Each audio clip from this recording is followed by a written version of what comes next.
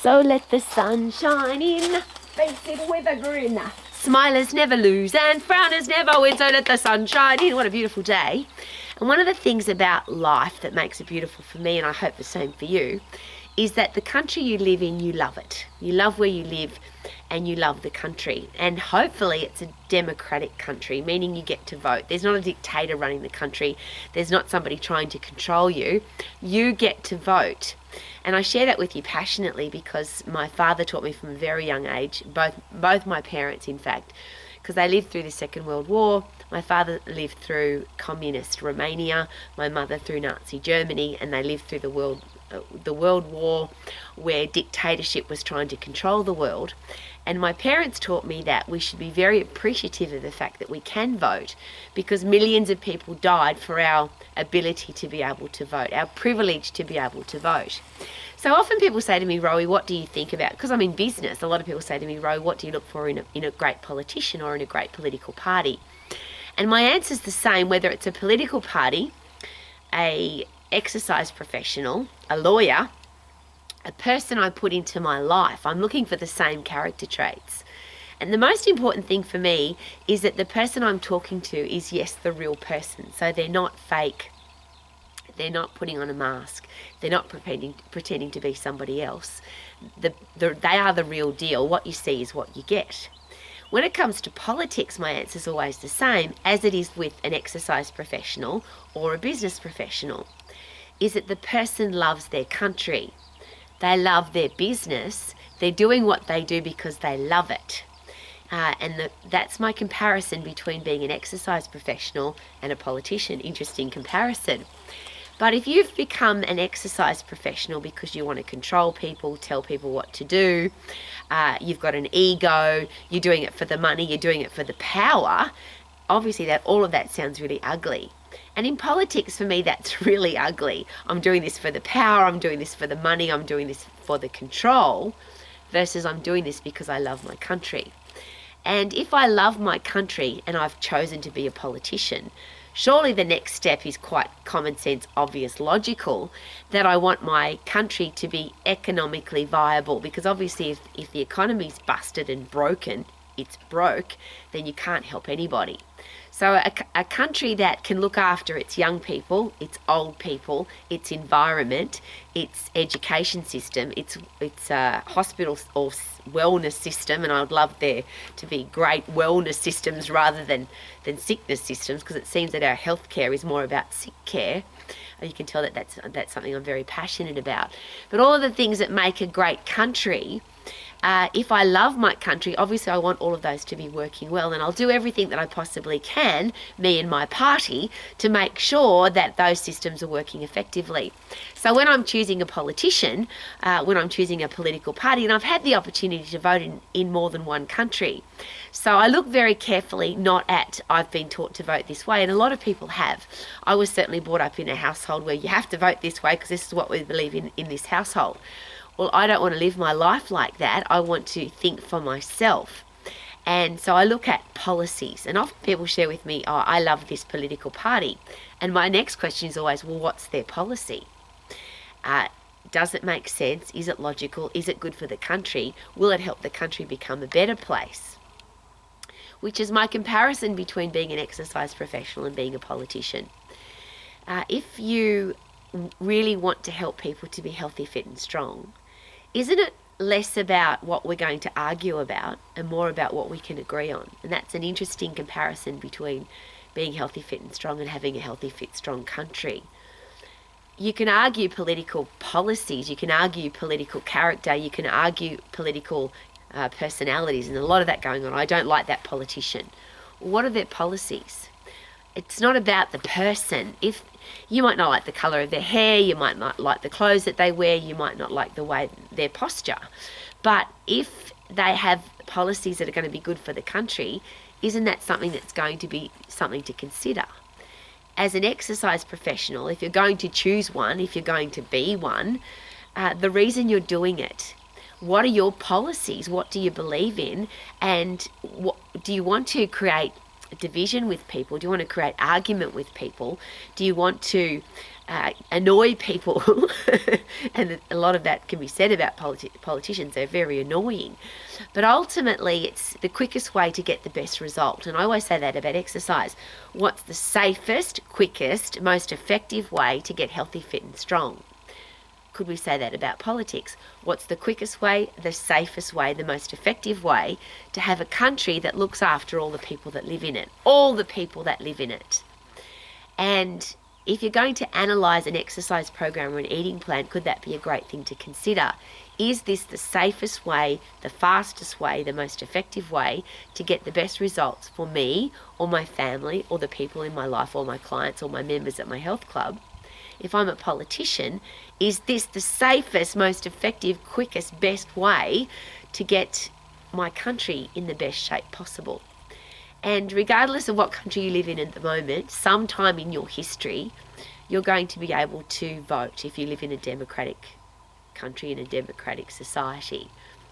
If you are going to choose somebody, vote for somebody to help you to become healthy, fit and strong or stay that way, whether that's a doctor or an allied health professional or a coach, or you're going to choose a gym or you're going to choose an exercise studio, rather than base your opinion, and we can't help it, we're humans. Of course we're going to pick someone that we like or someone that's got what we think is a great character, or we're going to vote for a person or choose based on a person. So there's a quick side note. If you are an exercise professional or a politician, should we be aware of those things? And a great question is if anything takes away from my message. So if the way I dress, the words that I use, the way I act will ever take away from the message that I've got to deliver, could that be dangerous? Because if I really want to help people to be healthy, fit and strong, if I want my country to be healthy, fit and strong, I don't want to stop people from choosing me, my gym, my exercise studio, my political party, because of the way I act or the way I dress or the way I present myself. And I use an interesting example for that. The way we treat people, and it was something I was taught a very long time ago. You can tell somebody's character by the way they treat people who can't do anything for them. So it's an interesting thing when I come to choose to vote.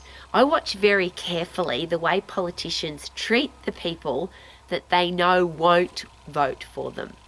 So I'm in an environment which is this political party. Let's say I'm at my political party's opening event, or this is our big political, it might be their celebration that they've just won. How do they treat the people that didn't vote for them? How do they treat the people that can't do anything for them? How do they treat the cleaners, the bus drivers, the checkout supermarket operators? The people that don't donate to their political party, how do they treat those people? Because if you love your country, you're going to look after everybody, not just the people that vote for you and not just the people that give you money. You're going to be wanting to look after everybody. And that's how I look at exercise professionals, and that's how I would like, at Max, this is how we train exercise professionals. Whether somebody exercises with you or not, whether they join your gym or not, if you are doing this for the right reason, it's because you want all people to be healthy, fit and strong. Not just your clients, not just your members, not just your family. You want to deliver a message that makes sense to everybody so that everybody can be healthy, fit and strong. Politics is the same. You want everybody to live in a country that is safe, that is economically viable, that has all the great systems that make for a great life. The interesting, it seems really bizarro for you to be comparing exercise professionals with politicians, but ultimately an exercise professional should be, I believe, responsible for getting people healthy, fit and strong, and politicians are responsible for getting and keeping a country healthy, fit and strong. So if you're going to choose an exercise professional, if you're going to choose a political party, could that be something to consider? And that's my biggest thing. What do I love my country? If you're an exercise professional, do you want all people to be healthy, fit and strong? Politicians should love everybody in their country. I think that's a fair statement to make. I don't need to ask that question. Does your politician love their country? And if they don't, surely you wouldn't vote for them. The politician I voted for hates the country we live in. That just doesn't make any sense. So do you love? And interesting, because I've used an analogy there where the opposite to love is hate. But in real life, when you look at the actual definition that the psychologists and behavioural scientists use for the opposite to love, the word is indifferent, meaning I don't care. So if I love somebody, I'm passionately, emotionally involved with them. If I'm indifferent to them, I just don't care. I have no emotion for them at all. And I think that's very dangerous in any person. If somebody's indifferent to you, it means they don't care about you. If your gym is indifferent to you, why would you join there? They don't care about you.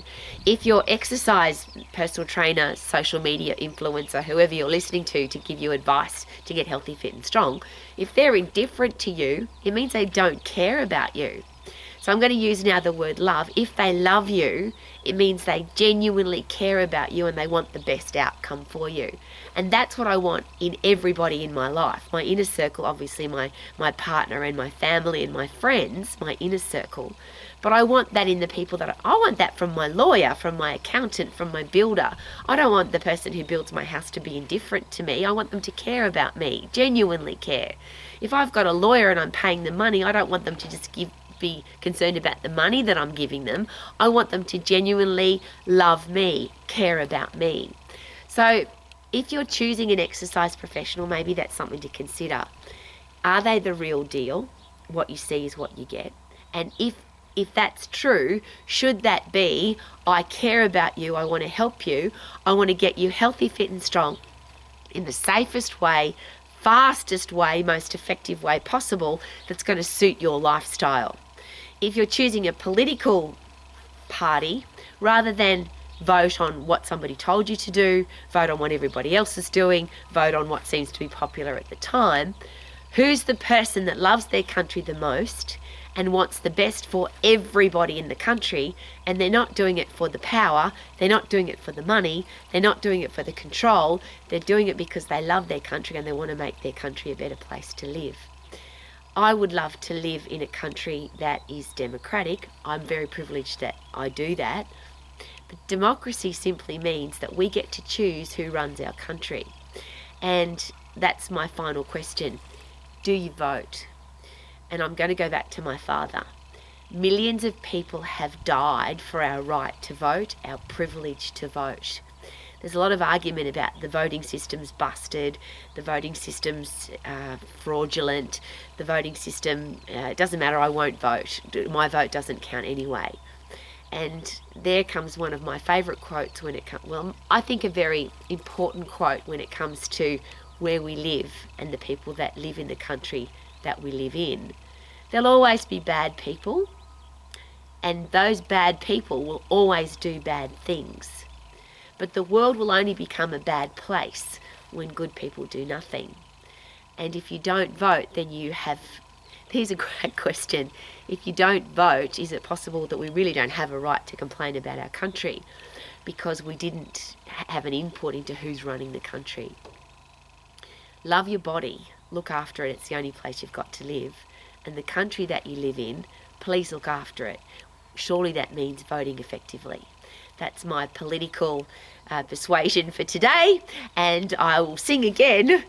So let the sun shine in, face it with a grin.